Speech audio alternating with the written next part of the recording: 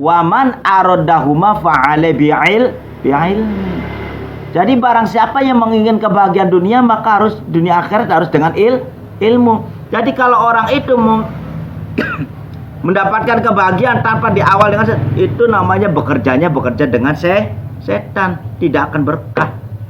Jamin itu tidak akan berkah, akan menghasilkan kesengsaraan. Pasti itu dipastikan.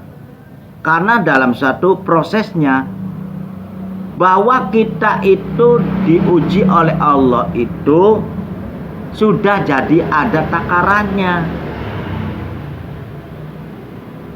Artinya di situ Anda itu diuji, kalau lagi miskin diuji kemiskinannya, sabar tidak, tawakal tidak. Kata baginda Rasulillahnya, apapun Anda sedang di saat lagi kena musibah atau Anda itu sedang kena afatul nikmah, maka bersabarlah dan tawakal. Nah, di situ apabila ente sedang dikasih kekayaan oleh Allah, maka itu ujiannya apa? Yaitu diuji dengan kekayaan itu sendiri. Kalau orang yang diuji dengan kekayaannya itu sendiri lalu lupa diri, tidak mengenal Allah, tidak mengenal teman-teman, maka orang itu kehidupannya bakal marit. Tuh. Yang ada yaitu adalah hati kita rusak, akal kita rusak. Akhirnya setelah kita kehancuran, maka akan jadi down. Pemikirannya pun tidak lepas dari kekayaan dulu. Yang ada memikirkan kekayaan dulu, tapi tidak memikirkan saat ini. Akhirnya apa? Kacau. Itu. Yang apa? Lamon dulu, kalau dulu saya masih kaya itu sadar, saya akan mendapatkan ini, saya bisa ini, bisa ini. Kalau dulu kalau sekarang masih kaya seperti dulu, saya mau beli ini, beli itu. Dan itulah yang namanya angan-angan kehidupan, yaitu angan-angannya orang yang di dalam angan-angannya yaitu angan-angannya duniawi.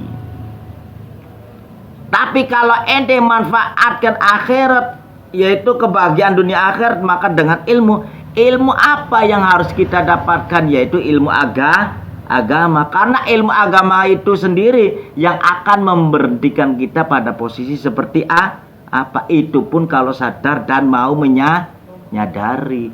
Dan banyak orang-orang yang bisa tapi tidak sadar, menganggapnya itu adalah benar. Apapun yang dikatakan rasanya benar. Karena apa? Karena ada sesuatu yang diinginkan. Jadi akhirnya hukum pun ditabrak, menginginkan apapun ditabrak, padahal tahu itu salah. Banyak orang yang seperti itu, yang ngerti, yang paham, itu banyak yang melakukan kesalahan, melanggar hukum Islam. Tapi menganggapnya itu semuanya adalah benar. Nanti kalau kerasanya, kalau sedang sakit,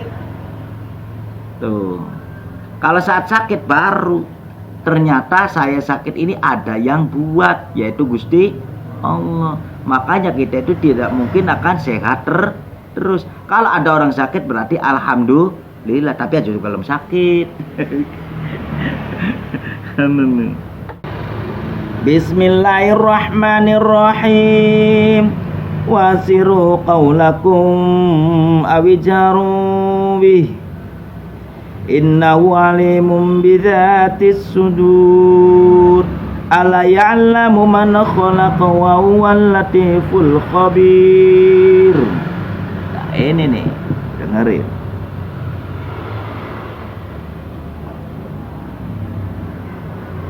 Ente kalau sudah benar-benar mengenal Allah di dalam hati ente, maka hidupkan hati ente dengan asmanya Allah. Apabila ente di saat lagi sendirian, maka lantunkanlah lafaz Allah atau asmanya Allah itu dengan caranya keras tidak, pelan tidak. Kalau dengan sendirian tutup nggak apa-apa. Ya Allah, ya Allah, ya Allah, ya Allah.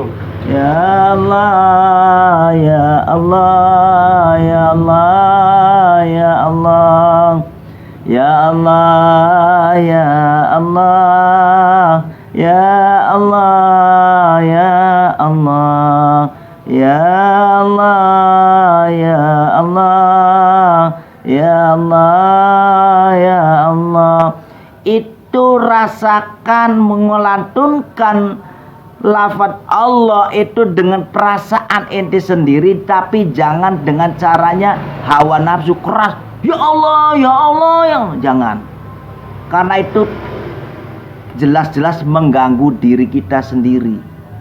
Tapi dengan caranya kita melantunkan dengan asmanya Allah sebisanya kita. Apakah ya Rahman ya Rahim, apa ya Allah, terserah. Tapi dengan caranya yaitu keras tidak, pelan tidak. Jadi sedang-sedang aja. Berarti lagunya Fendi Vera itu. Iya maksud ini maksudnya. Jadi apabila kita mau apa namanya di sini, dan rahasiakanlah kalimatnya Allah, asmanya Allah, kalau toh ente sudah mengenal Allah. Maksudnya tuh berdengarannya ente dilantunkan seperti itu seakan-akan gini. Jadi nanti boro-boro kita akan mikirin orang lain. Karena apa? Saya tuh suaranya kayak begini. Ya Allah, ya Allah, ya Allah, ya Allah. Tapi tidak ada suaranya kalau pengen mendapatkan kekhusyuan. Tapi kalau ente belum bisa untuk menyatukan diri antara zahir wal batin, maka lantunkanlah dengan sebisanya kamu. Tapi usahakan jangan sampai terdengar oleh orang lain. Usahakan di dalam kamar sendiri. Nah, itu yang diinginkan. Agar kita itu bisa mendatangkan sifat warahmatul lil mukmin. Kalau sifat rahmatul lil mukmin itu obat zahir wal batin. Apabila kita mengagungkan asmanya Allah dengan caranya khusyuk, dengan caranya tidak nafsu, maka darah pun mendesirnya, darah yang ada di tubuh kita ini akan terasa. Dan sendi-sendi kita itu akan merasakan kalau kita benar-benar membacanya dengan ikhlas, dengan senang, mencintai Allah. Dan ketahuilah inna wa alimun bidzatis sudur.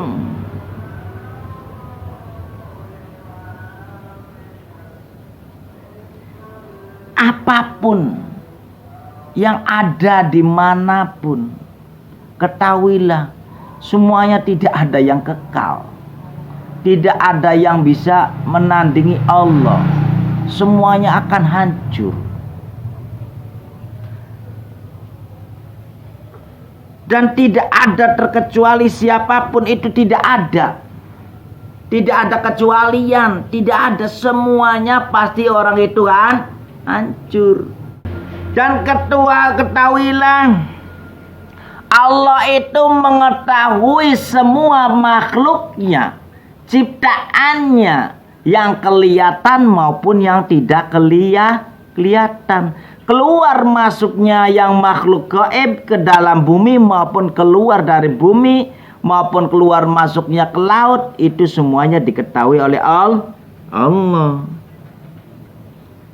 Jadi apalagi kita yang kelihatan, yang zahir begini. Mestinya kita sendiri kadang-kala melihat ente berbuat apa. Nah, ini Allah ya pasti mengetahui. Apabila ada orang yang sembrono, sepertinya menyepelekan Allah dengan caranya berbuat yang salah, tapi orang itu menganggap Allah itu tidak tahu, sehingga orang itu mau berbuat salah. Nah, disitulah karena orang itu sudah teledor, menganggap Allah itu tidak tahu. Padahal sifatnya Allah itu di situ Sami'ul Basir.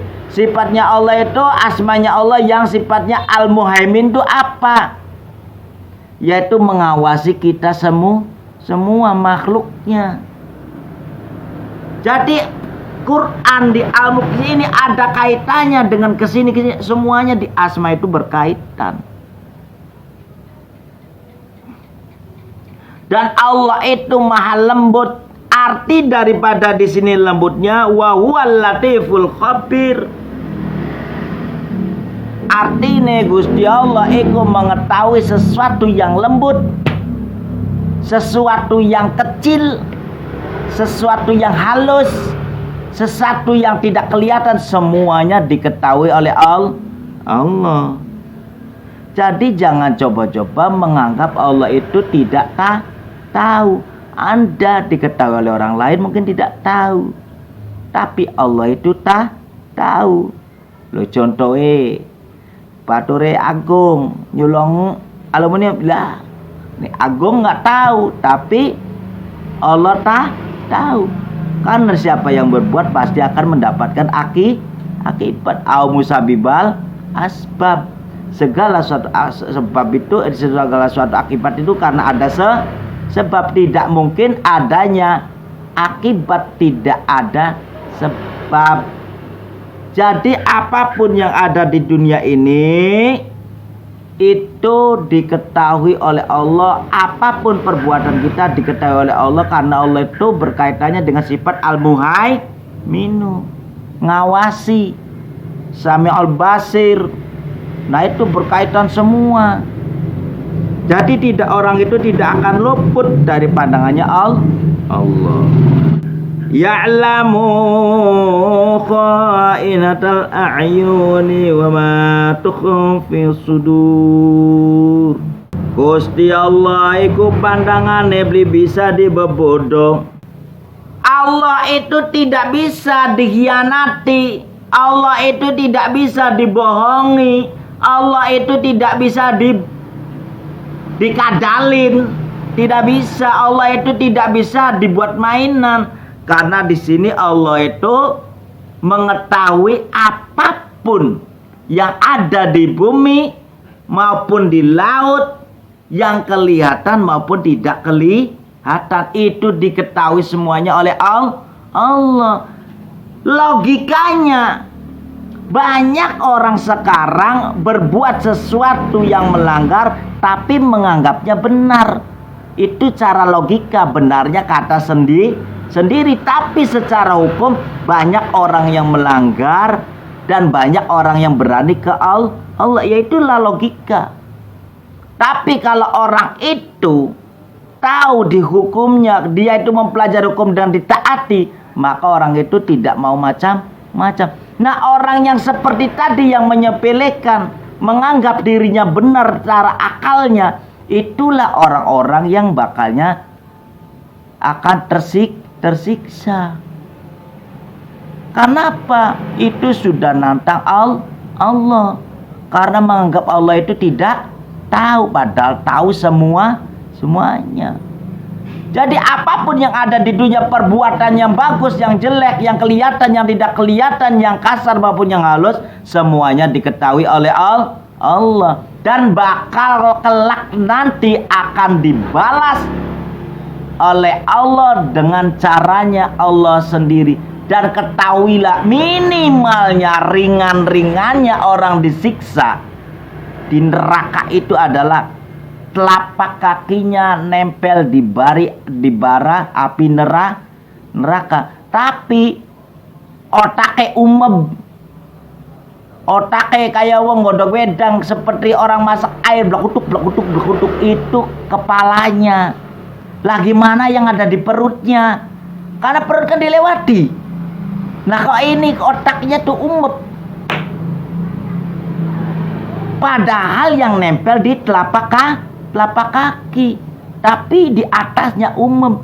Itu harus hati-hati, peringatan langsung dari Allah. Itu siksa yang paling ringan. Bagaimana orang yang sudah diterangkan, yang orang munafik, orang yang tukang hasud.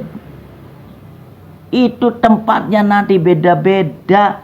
Ketahuilah bahwa kesenangan yang ada di dunia ini yaitu ada di lingkungan neraka. Kalau Anda masuk ke dalam kesenangan dunia, berarti Anda itu sudah megang pintu neraka. Tinggal nanti Anda berbuat, dibuka, masuk, udah selesai.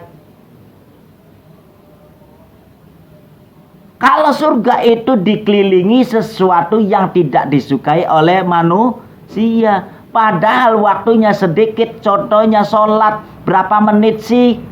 Tapi orang itu ngakunya Islam tapi tidak melakukan rukun Islam. Bagaimana yang dinamakan Islamnya? Sedangkan rukun itu hukumnya wajib, tapi tidak melaksanakan rukun Islam. Ya apa namanya? Ya tidak tahu.